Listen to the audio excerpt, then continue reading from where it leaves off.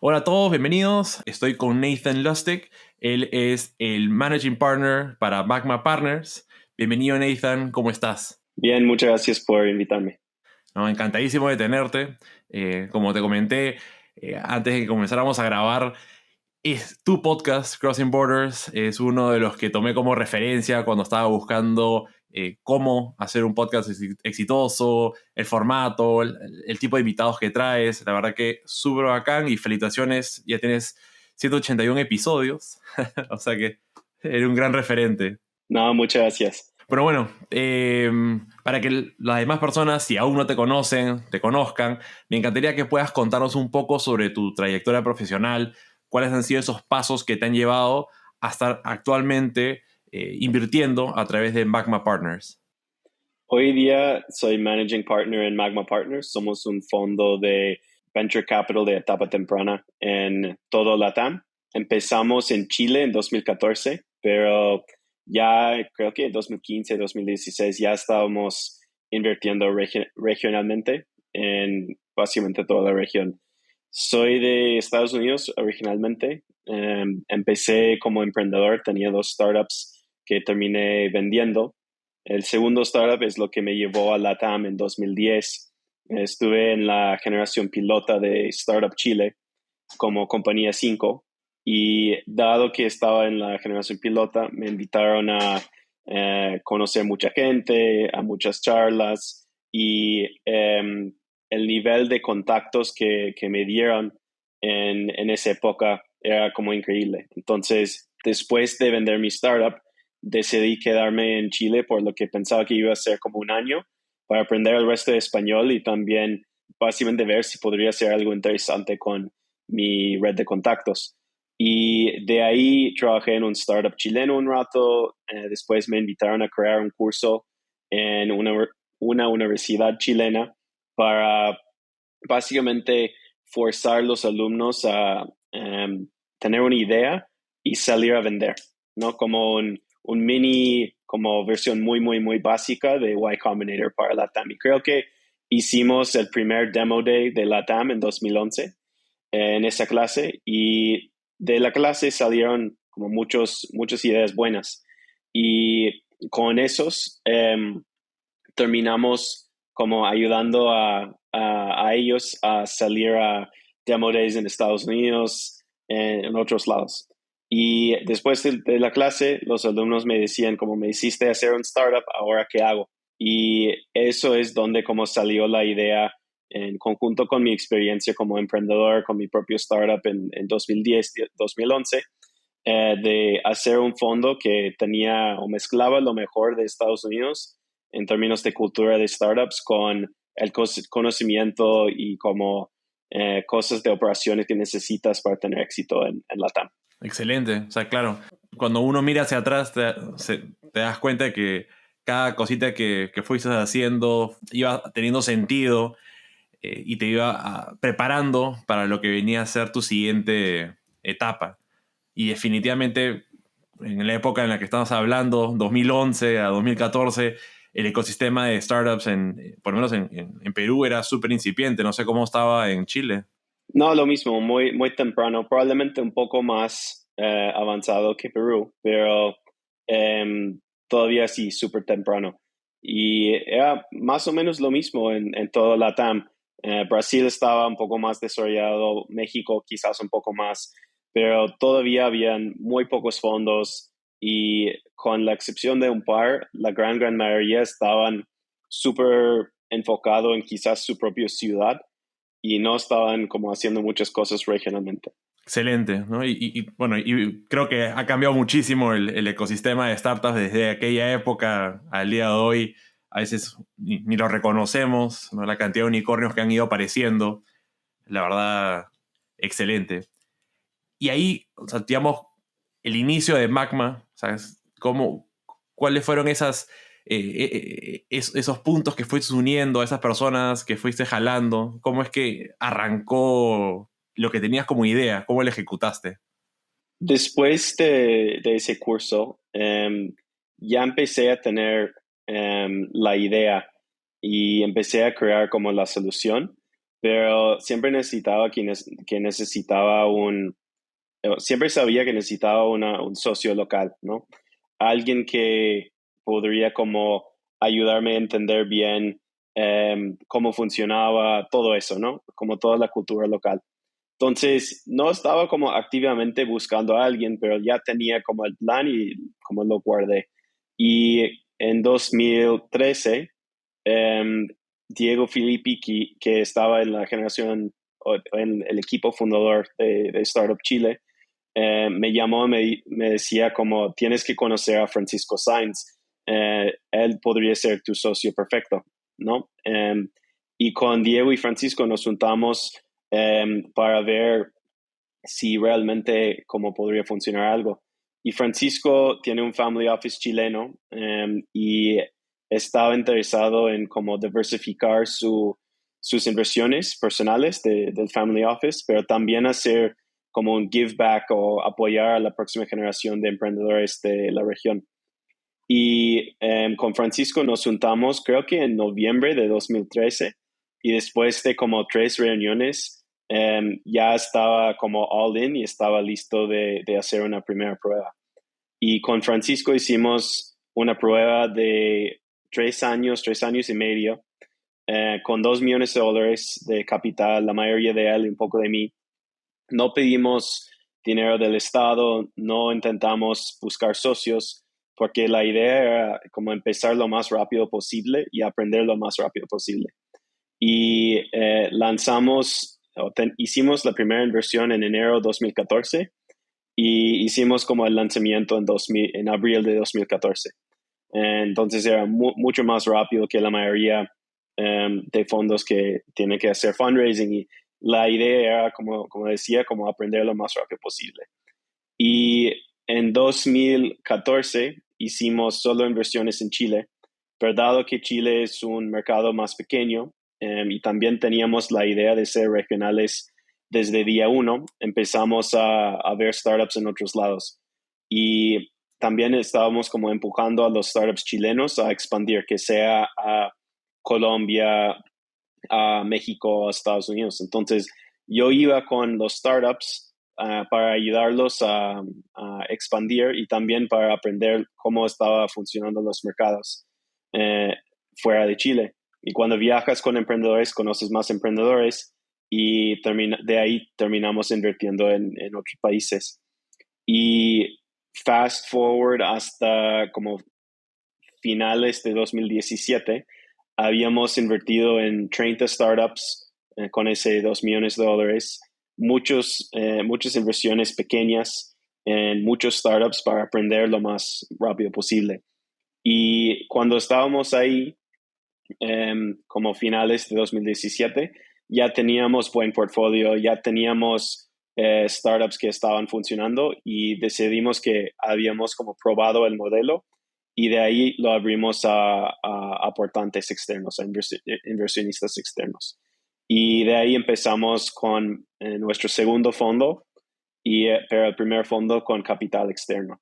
Y con ese fondo ya estábamos como realmente regional, haciendo inversiones. Creo que hicimos inversiones en como 9 o 10 países distintos en Latam.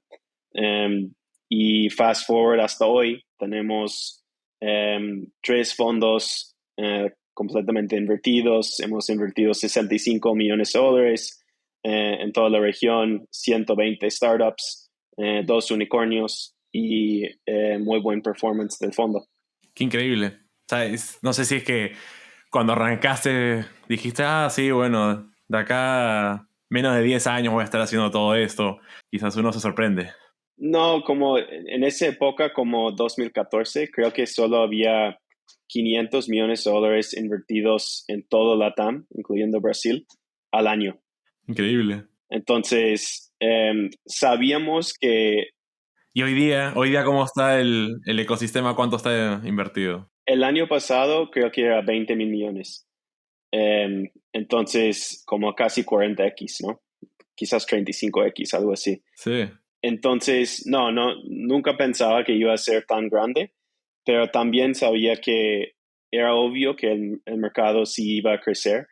Em, Siempre hablábamos de que si haces como un zoom out y vas como 20 años en el futuro, va a haber más o menos tecnología. Siempre era obvio, va a haber más tecnología. Entonces, no sabíamos cómo tan rápido iba a crecer, pero sí sabíamos que era como una apuesta como direccionalmente correcto, ¿no? No, perfecta la apuesta.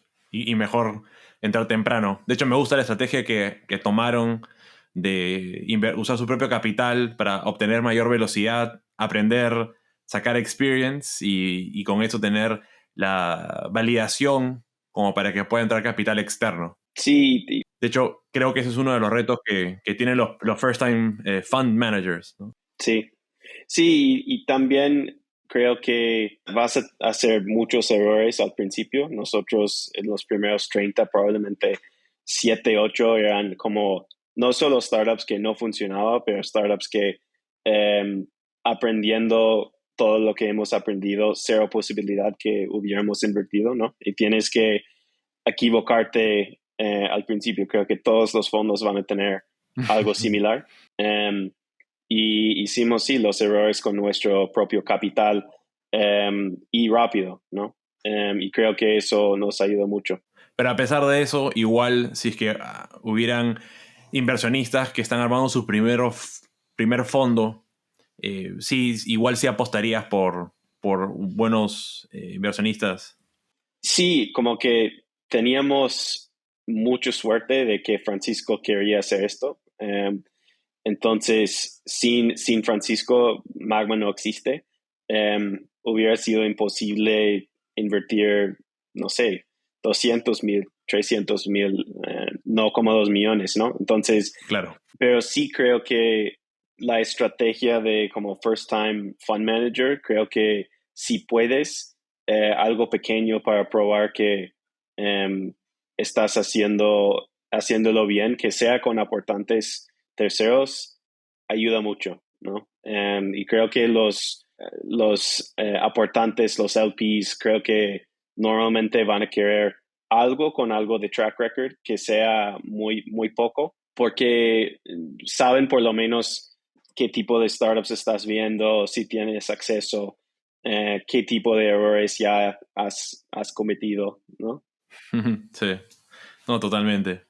Ahora, me gustaría ir a un poco a lo que hace Magma Partners, lo que lo diferencia. He visto que aquellas startups que están interesadas en recibir inversión de Magma Partners les hacen completar un Magma Memo. No sé si nos puedes contar un poco el Magma Memo. Sí, desde el principio vimos o identificamos que muchos de los fondos o hasta family offices que estaban invirtiendo en startups estaban solo invirtiendo en su red personal. Y eso no significa que su red personal está como malo o algo así. Era que queríamos tener una vista de todos los startups que podríamos ver y también como por lo menos empujarnos a ver los startups usando la data. Entonces queríamos tener una primer approach lo más como unbiased posible, ¿no? Y también sabíamos que queríamos ser regionales desde el principio, entonces como primer año yo era el único full time, Francisco estaba como part time, siempre ha sido part time, no teníamos dinero para un equipo, entonces era imposible como evaluar startups en persona en Colombia, en México, entonces por un lado por necesidad y por el otro lado queríamos ver todos los startups que posibles, ¿no? Entonces empezamos con un formulario donde los startups podrían llenar como, no sé, como unos 10 15 preguntas y la idea era que podrían hacerlo en 10 15 minutos, no era algo de 2 horas y empezó a funcionar bien y creo que en el primer fondo como la mitad o más de los startups llegaba completamente en frío por el formulario. Y en fondo 2 decidimos hacer como una versión 2.0 que cambiamos el nombre al Magma Memo porque es nosotros como inversionistas cuando invertimos en algo tenemos que hacer un memo, ¿no? Para explicar por qué invertimos. Y también para los founders, muchas veces Y Combinator, por ejemplo, está dando el consejo de que los startups deberían tener uno o dos páginas de memo sobre ellos para ayudar a los fondos a hacer como más lazy o más fácil su vida, ¿no?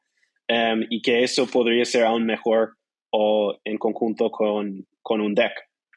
Entonces, la idea es, uno, nos ayuda a nosotros a ser más estructurados, poder ver startups de toda la región, ser un poco más unbiased viendo la data y también nosotros le mandamos una copia del Magma Memo a todos los founders que lo llenan y muchas veces eso ayuda a los founders a entender la estructura de la conversación que van a tener con nosotros, pero probablemente con otros inversionistas. Y especialmente fundadores que es su primer startup o quizás no tienen mucho conocimiento o contacto con la industria, tener las preguntas como upfront le ayuda a como pensarlo más y estar más listos. Entonces, nosotros lo vemos como un ganar-ganar para los dos, ¿no? Sí, de hecho, cuando he tenido la oportunidad de asesorar a startups y me preguntan si es que postulo a esto, si lleno este form y lleno el otro form, por ejemplo, el Y Combinator, ya que lo has mencionado, yo creo que siempre tienes eso como un buen ejercicio para forzarte a poder responder de manera clara, concisa, una pregunta que te va a hacer un inversionista. Entonces, bueno, no entraste a Y Combinator, no te invirtió Magma, pero el proceso te ha servido para poder fortalecer cómo respondes, ¿no? Tu músculo de poder responder sobre tu empresa y mejorar. De hecho, mejor aún es cuando recibes feedback del inversionista sobre el motivo de por qué sí ha aceptado o el motivo de por qué no, que es el más usual.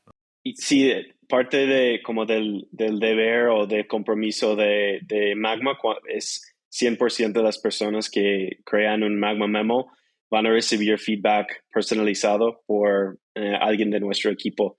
Es algo que hemos hecho desde día uno y creemos que es parte de nuestro como deber como give back al ecosistema, pero también nos ayuda como el equipo porque si entregamos como una buena como experiencia para los founders, hasta los que no reciben dinero, podrían volver con otra idea, podrían volver en el futuro con la misma idea y estábamos como equivocados de no invertir. O tenemos como una muy buena historia de un fundador que decimos que no como 5 veces y nos presentó a otro startup de su misma industria y terminamos invirtiendo. Y ese startup ha ido increíblemente bien. Entonces es parte de nuestro como manera de buscar buenos deals. Y creemos que, como decía antes, el Magma Memo es como un win-win para todos, ¿no? Totalmente. Y, y luego también he observado que ustedes tienen o hablan mucho de los Magma Values y trabajan mucho sobre modelos mentales. Tuve una conversación con Didier Quiroz de 500 Latam hace varios meses atrás también en el podcast y hablábamos justamente sobre modelos mentales. En el caso de Magma, ¿cómo los aplican? ¿Cuáles son estos values que mencionas? Sí, tenemos muchos y tenemos un artículo en el sitio que te lo mando para poner en los show notes con creo que son 10 que tenemos públicos, pero uno, uno que me gusta mucho es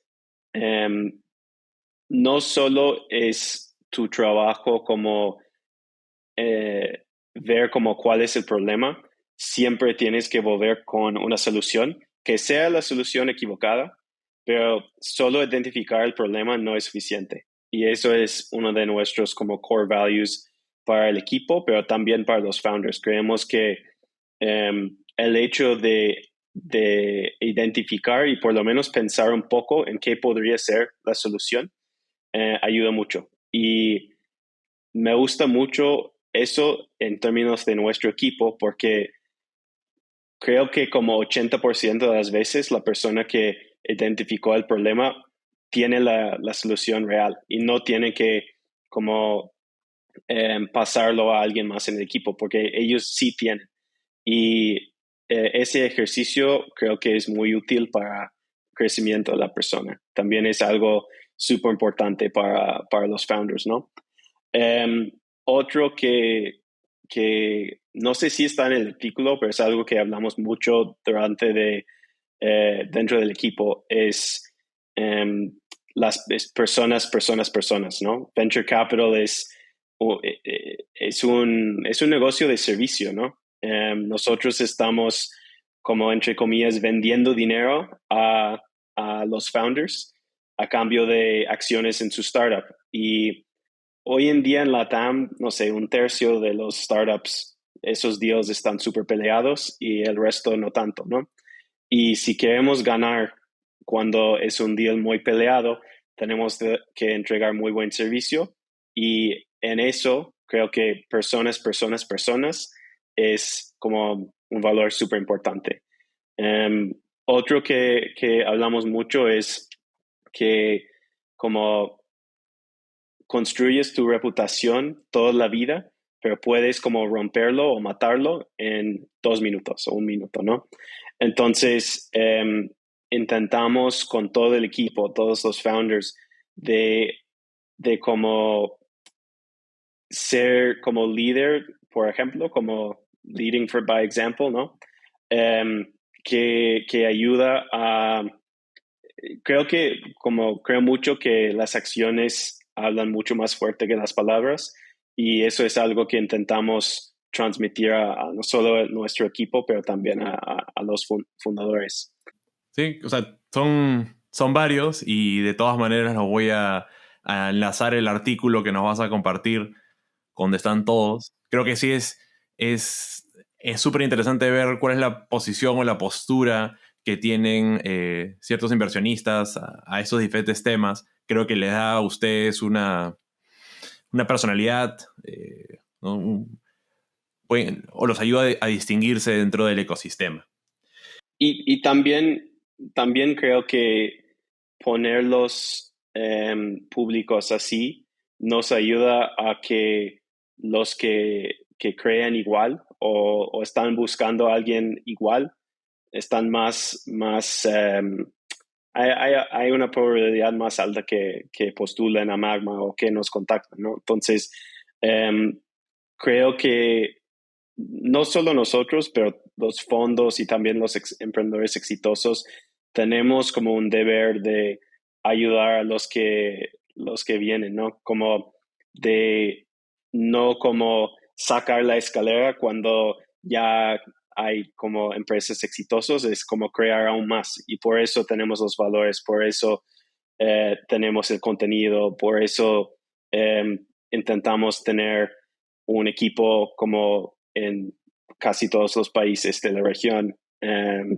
aportantes de casi todos los países de la región. Y eso es bueno por un lado y por el otro lado creemos que es la mejor estrategia para generar retornos para los aportantes, ¿no? Bueno, vamos a hacer una pequeña pausa y regresamos en breve con Nathan. Hola comunidad, si estás buscando levantar capital y aún no sabes cómo hacerlo bien, tengo un curso que te va a enseñar a cómo levantar capital de inversionistas de Venture Capital de habla hispana. Comolevantarcapital.com te enseñará cómo piensan los VCs, también a cómo preparar un buen flujo de caja y los conceptos fundamentales como Safe, Data Room, Pitch, entre otros más, que van a salir en las reuniones con los inversionistas. Es tu oportunidad y responsabilidad de hacer una buena primera impresión.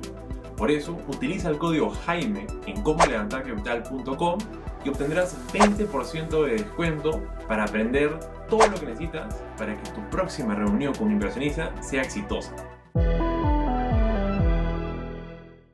Estamos de vuelta con Nathan y Ahora me gustaría hablar un poco sobre, creo que es un tema que mencionas bastante y es el de underestimated o los founders subestimados.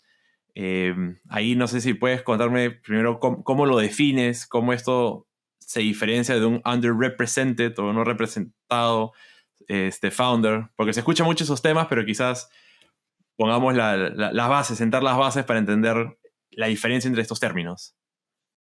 En LATAM y también en Estados Unidos, probablemente en todo el mundo, hay unos fundadores que tienen acceso a capital mucho más fácil, ¿no? Y eso no significa que son como malas personas ni nada. Nosotros invertimos en los fundadores como de elite status y también fundadores subestimados y podemos generar buenos retornos y resolver problemas grandes con los dos. Pero la realidad de ser emprendedor es distinto. Si tienes acceso directo a capital de Estados Unidos o de los fondos grandes de LATAM versus si no tienes. Y en nuestro caso lo que hemos visto es que los fundadores subestimados no tienen ese acceso. Y algunas características, no tiene que ser todo de esos, pero son de que no fueron a universidades como Harvard, Stanford en Estados Unidos. Quizás hasta no fueron a la universidad. No vienen de trabajos como investment banking, consultoría, no sé, Goldman Sachs o Bain o lo que sea, ¿no? De ahí, quizás muchas veces no vienen de la clase alta local en su país. Muchas veces son mujeres o otro tipo de fundadores como underrepresented, que para mí es una subcategoría de underestimated. Y muchas veces son solo underestimated porque no están en Brasil o México.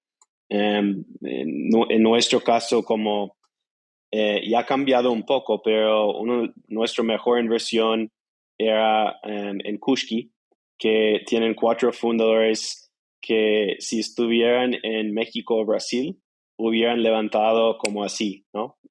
Pero en Ecuador, sí, y tenían la gran mayoría de su revenue en Ecuador cuando invertimos. Era solo por geography, ¿no? Muchas veces podría estar en ciudades, no los capitales de países. Por ejemplo, Guadalajara en México, Cali y Medellín en Colombia. Hemos visto muchos emprendedores muy buenos así. Otro caso muy bueno es Alejandro de Bill Pocket, que acaba de vender su startup la semana pasada. Él era como solo founder, no tenía contactos de las redes de capital en LATAM o en Estados Unidos. Fue a una universidad local en México.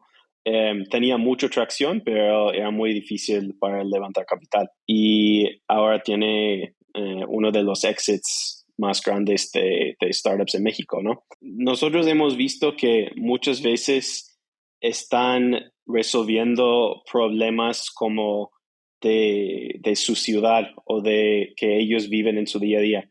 Porque, y eso para nosotros es muy bueno, pero muchas veces un fondo de Estados Unidos que no ha vivido en LATAM o viene 2, 3 veces al año, va solo a Ciudad de México, nunca va a poder, no nunca, pero es mucho más difícil para ellos entender la vida real del día a día de alguien que está resolviendo su propio problema. Entonces, nosotros hemos creado una plataforma y también escrito unos artículos de consejos para esos underestimated founders o fundadores subestimados para que puedan como levantar capital más fácil.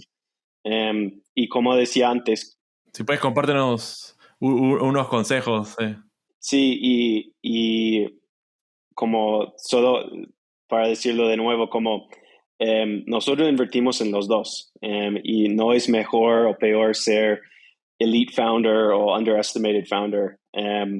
tenemos muy buenos casos de los dos, pero creemos que parte de nuestra plataforma ha ayudado a muchos underestimated founders a tener más éxito. Entonces, creo que el primer consejo... O sea, para también entender mejor, ¿no? O sea, quizás lo que ha pasado por mucho tiempo es que un VC le era mucho más fácil hacer su due diligence si es que veía que tenía el check de Stanford, de Harvard, o dentro de sus redes de contacto tenía ciertas personas, o estaba en un ecosistema que ya estaba bastante maduro, como que dices, ya, estos tienen más probabilidades de que me van a retornar mi dinero con creces porque tienen como que más condiciones a su favor, mientras que este otro emprendedor va a tener que remar mucho más fuerte que otro, ¿no?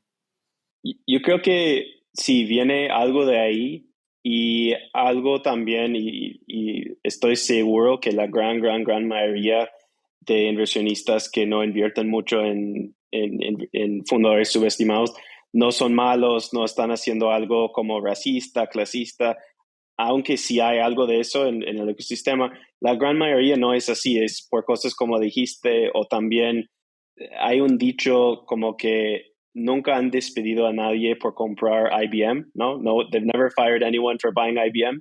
Eso es lo que yo decía cuando trabajaba en IBM también. Oye, cómprame. Sí, sí, exacto. Entonces, si piensas en los socios y associates y analysts que no son los fundadores de los fondos, ellos también están intentando mejorar su carrera y tener éxito. Y que sea como buena cosa o mala cosa, sabemos que 70% de pre-seed startups no van a tener buenos retornos, ¿no?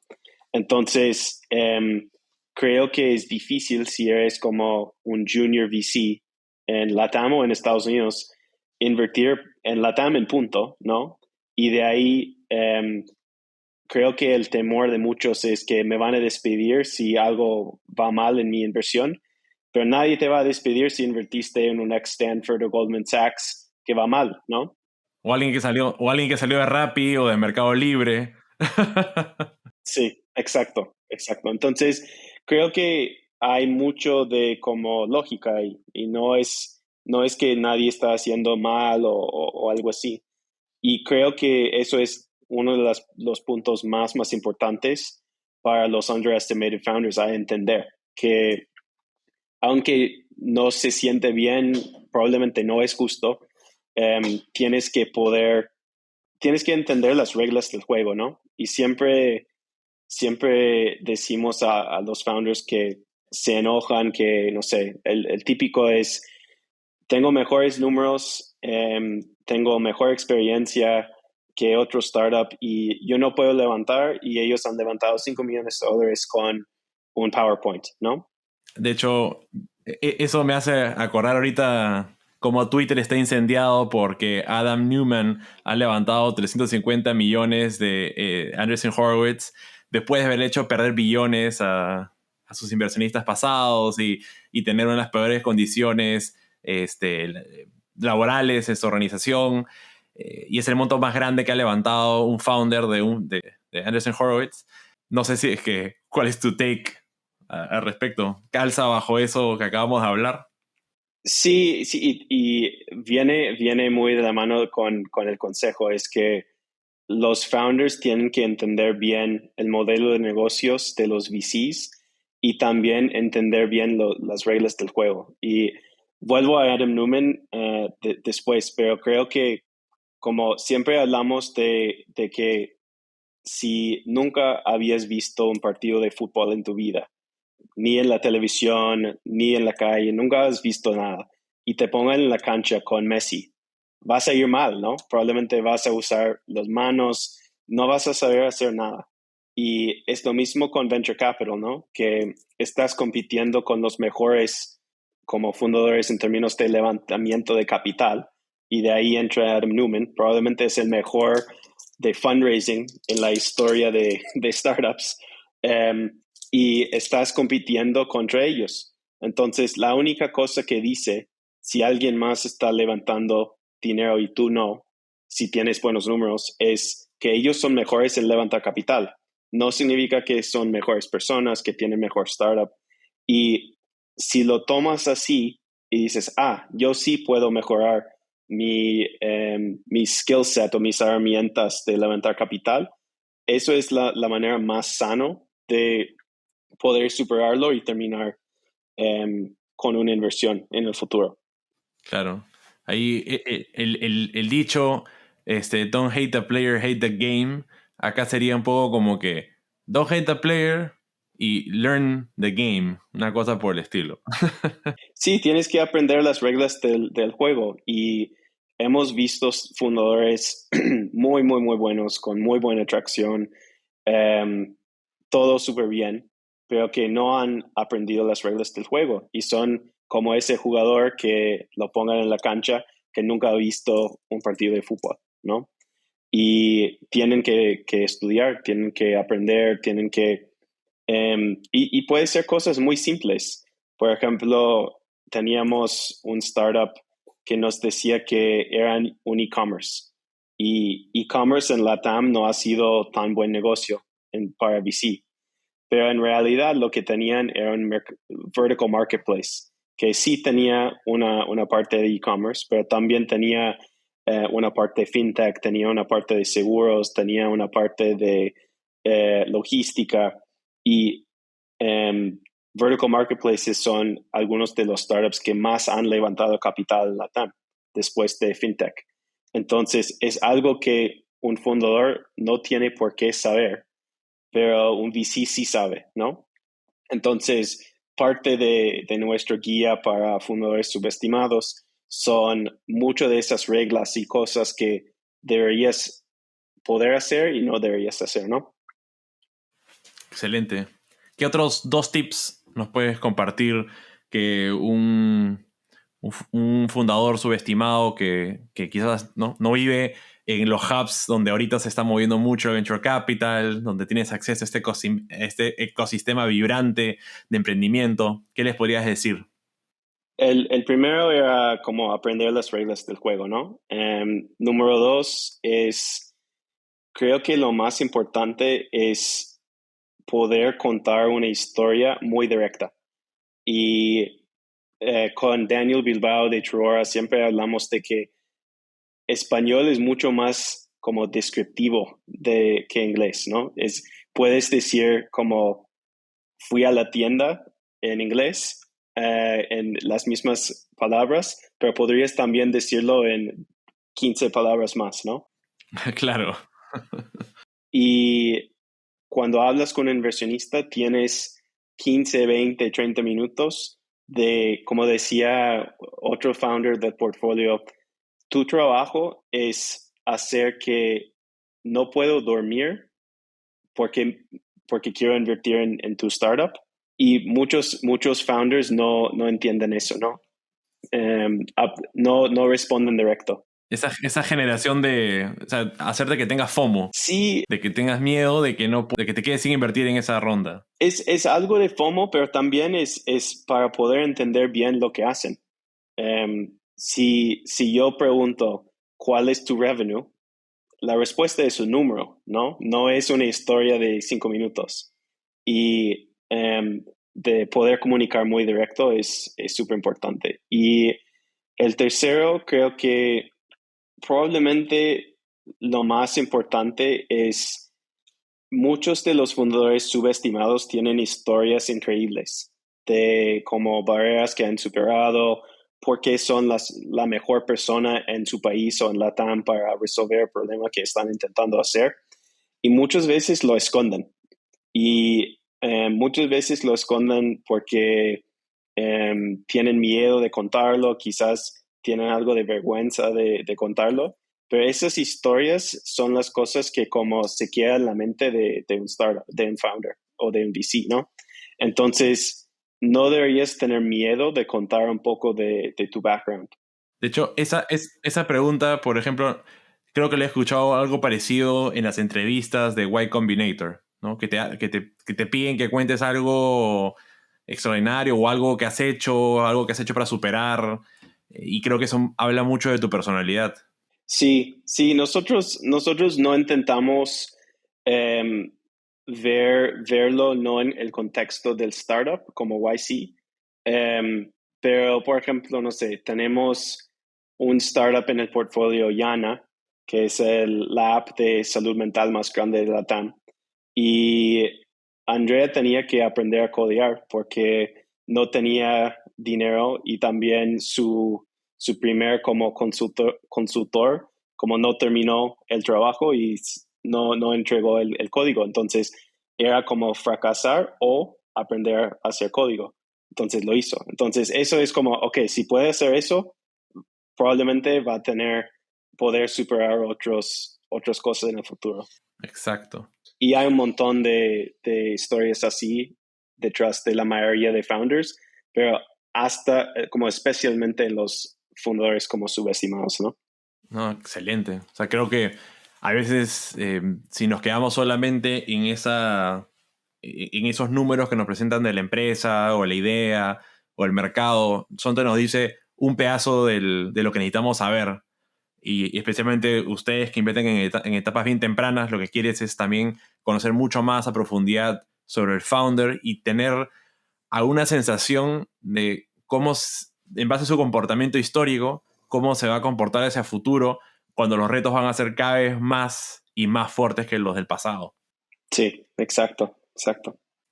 ¿Tendrías un último consejo que puedas compartir para este tipo de founders?